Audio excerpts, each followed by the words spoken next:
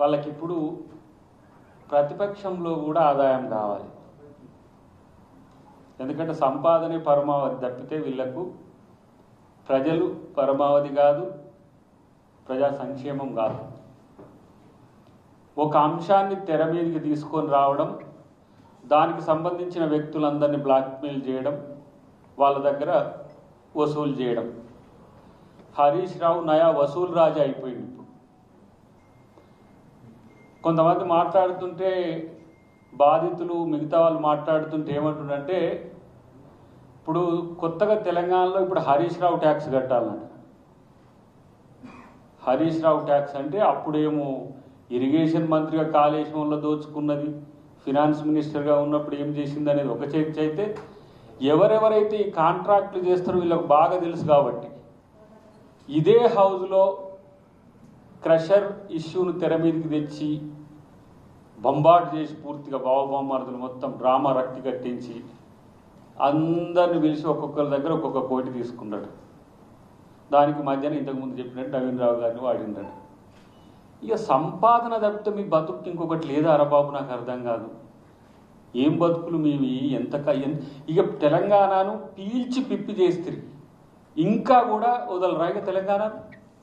పొద్దుగాల బావ అయితే సాయంత్రం బామ్మారిది, మధ్యన నేనున్నా అని అక్క వస్తుంది. ఆమె ఎటో తెలియదు, కన్ఫ్యూజ్ క్రియేట్ చేసుకుంటా. ఆయనేమో ఇంట్లో బండి ఫీలర్ దూదుతుంటాడు. తెలంగాణకు మీ పీడ విరగడైంది, మీ శని పోయింది అనుకుంటే దరిద్రులారా ఇప్పుడు మొత్తం మళ్ళా దోచుకునేది ఇప్పటికీ మీరే. మళ్ళా ప్రభుత్వం మీద అవాకులు చవాకులు పేరడం. ప్రత్యేకించి నేను అంటున్న హరీష్ రావు, ఈ అంశం మీద సరే నీకేందంటే ప్రాపగండా, హ్యామ్ రోడ్లలో ఇదవుతుంది, R&Bలో ఇదవుతుంది, క్రషర్స్లో ఇదవుతుంది, ఆ మినిస్టర్ దగ్గర ఇదైతుంది, ఇది చెప్పాలి, లొంగ తీసుకోవాలి ఎవరైనా అనే ఉద్దేశం తప్పితే నేను అంటున్నా నీ విమర్శలకు ఇదే వేదిక కదా, అసెంబ్లీనే వేదిక కదా, ఇక్కడికే రా తెలుసుకుందాం ఏది నువ్వు చెప్పిన దాంట్లో ఏది వాస్తవమో. ప్రాపగండా టీములతో తయారు చేసిన సమాచారాన్ని నువ్వు నీ బామ్మార్ది రోజు ప్రభుత్వం మీద, కాంగ్రెస్ పార్టీ మీద, ముఖ్యమంత్రి గారి మీద ప్రచారం కోసం చేసి మీ అస్తిత్వం కోసం, మీ బతుకు కోసం, రాజకీయ బతుకు కోసం చేస్తున్న ఎత్తుగడ తప్పితే దీంట్లో కొత్తగా ఏం అనిపించాలి. మా వాళ్ళు 3-4 పేజీలు రాసిచ్చిన దాంట్లో మా వెంకట్ కొన్ని చెప్పింది. కానీ నేను అంటున్నా కేటగరికల్గా ఈ అంశంలో హరీష్ రావు దమ్ముంటే, హరీష్ రావు చేసిన కామెంట్స్ మీద ఆయనకు చిత్తశుద్ధి ఉంటే దీని మీద చర్చకు రావాలి. అంటే మీలాంటి దరిద్రులు ఉన్నారని తెలిసినాక కూడా తప్పెట్లా చేస్తాం రా నాయన? మీరు లేని దగ్గరనే క్రియేట్ చేస్తారు. మీరు ఎట్లా తయారైన మీరు మూమెంట్ నుంచి అంటే బ్లాక్మెయిల్ అనేది మీకు ఒక ఏమనాలి దాన్ని, కేర్ ఆఫ్ అడ్రస్ వీళ్ళే బ్రాండ్ అంబాసిడర్స్ అయ్యే అనుకుంటే కొడుకట్నే తయారైండు, వాళ్ళ అల్లుడట్నే తయారైండు, అక్కట్నే తయారైంది. ఇప్పుడు కొత్తగా చిన్నగా టర్న్ తీసుకుంటుంది. ఈ నలుగురు నిజంగా మీరు చేసే ప్రతి చర్య వెనుక ఆర్థిక లాభం మాత్రమే చూస్తారు. ఇప్పుడు ఈ దీంట్లో నేను అంటున్న ఈ టెండర్ల విషయంలో ఏ అంశం మీద ఇప్పుడు వాళ్ళు వేసిండ్రు, ఒక ఆయన 25% వేస్తాడు, ఒక ఆయన 30% వేస్తాడు, వాళ్ళ ఇష్టం. లేకపోతే ఒక ఆయన 5% వేస్తాడు, ఒక ఆయన 10% వేస్తాడు. ఫైనలైజ్ చేసేది అకార్డింగ్ టు నామ్స్ కదా. మరి దానికి అప్పుడే మీకు ఇది ఫైనలైజ్ అయిందని, దీంట్లో 5,000 కోట్లు వచ్చినాయని, దీంట్లో 10,000 కోట్లు ఏదో చేయబోతుందని చెప్పిన సన్నాసివుడు నీకు నువ్వే అనుకుంటున్నావా? దానికి మళ్ళీ పెద్ద బిల్డప్లు, ఓ పెద్ద ఎత్తున అసలు మొత్తం ఆడేది కూలిపోతుంది అన్నట్టుగా. ఇది కాంగ్రెస్ ప్రభుత్వం, హరీష్ కేసీఆర్ ప్రభుత్వం కాదు. ఇది మీకు లెక్క లేదు. మీరు చేసిన పనులు, బజార్ రౌడీలు ఉంటారు కదా, ఆకు రౌడీలు, ఎంతొస్తే అంత దోసుకొని పోయటానికి అట్లా చేసిన మీ ప్రభుత్వాల్లో. ఇక్కడ కాంగ్రెస్ ప్రభుత్వంలో అట్లా దాన్ని నడవదు. ప్రజలకు బాధ్యతగా జవాబుదారితనంగా ప్రభుత్వం ఉంటుంది.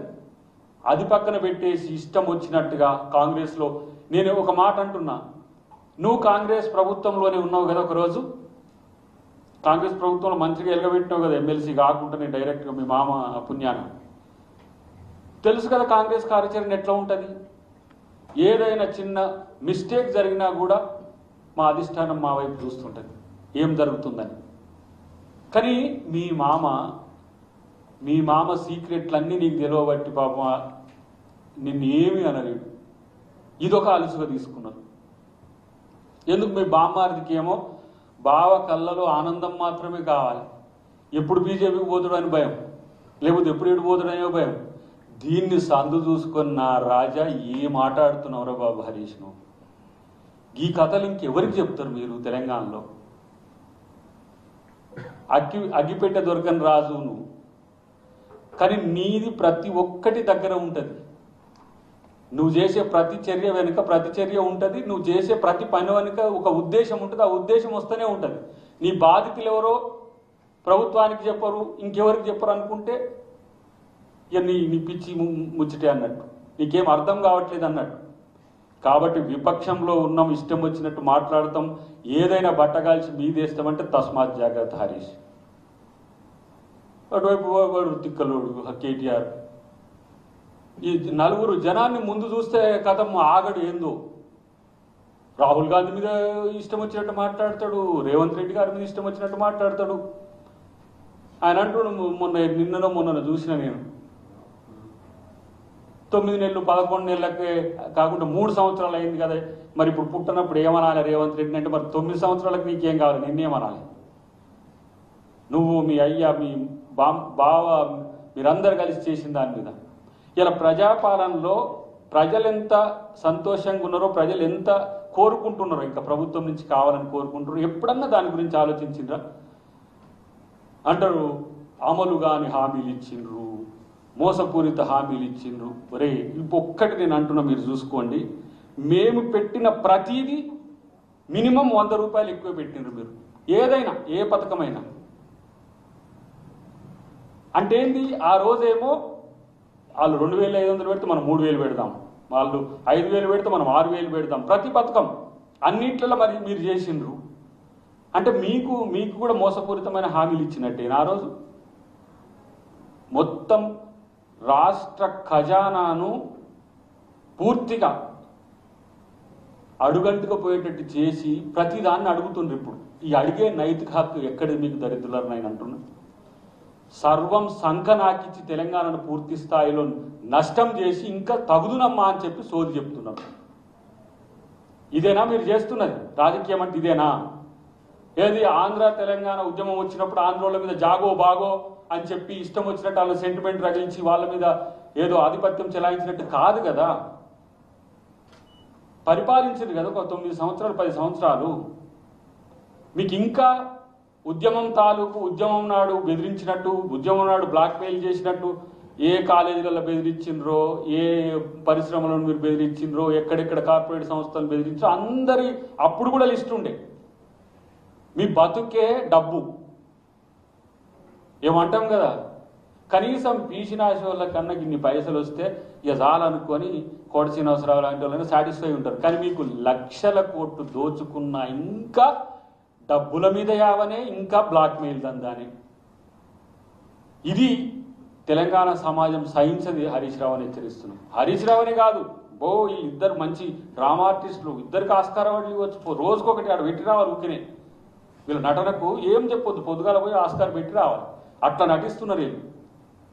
పైగా పని చేసేటోళ్ళ మీద అబాండాలేసుడు, లేదంటే అవినీతి మరకలు అంటించుడు, పని చేసేటోళ్ళ మధ్యన ఏంటి పొరపచ్చాలు తీసుకురావడం.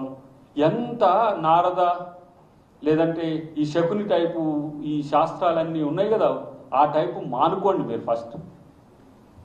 మీ బాస్ ఏమో ఆయన ఎవరెటు పోతే నాకేంది, నేను ఉన్నంత వరకు నేను సరిగా ఉండాలని ఆయన అనుకుంటుడు. కానీ మీరు టీఆర్ఎస్ను సంకనాడికి ఇచ్చిండ్రు, బీఆర్ఎస్ను ఈరోజు పూర్తిగా బొందబెట్టే స్థాయికి తెచ్చిండ్రు.